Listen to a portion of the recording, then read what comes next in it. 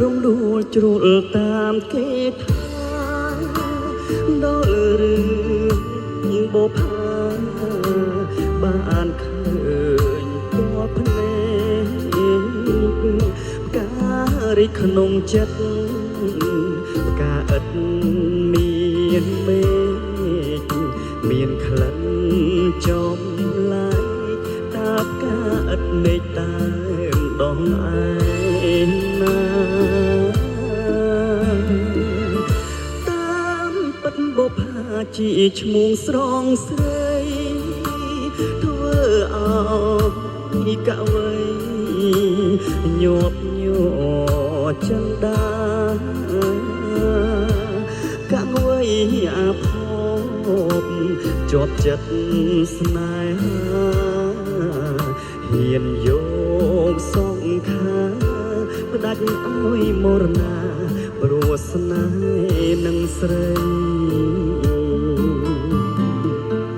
បងសូមលន់ទូសួរអូនបូផាសូមពើមេត្តាសំដងប្រណីសូមអូនអាណិតដល់ចិត្តកវៃទូងរូបបងខ្សែក៏នៅតែស្ម័គ្រ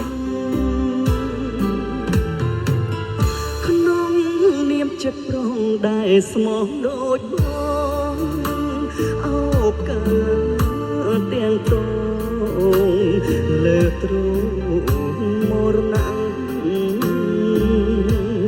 នៅមុខភ្នោបងចាឈ្មោះវលាក់ថារូបបងស្ម័គ្រចង់រួមរាំងនឹងអូនបបផា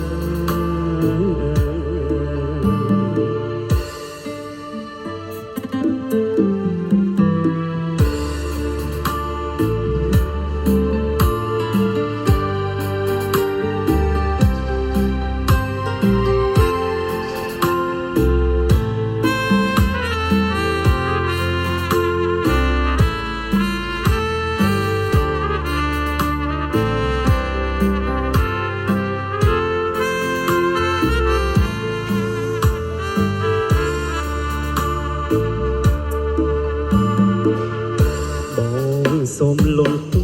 សួរអូនបូផាសូមពើមេត្តាសំដងប្រណីសូមអូនអាណិតដល់ចិត្តកវៃទូងរូបបងខ្សែក៏នៅតែ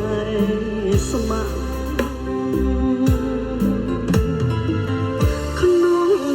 ចិត្តប្រងដែលស្មោះដូចបងអោបកាទាំងតងលើទ្រូងមរណៈនៅមុខភ្នោបងចាឈ្មោះ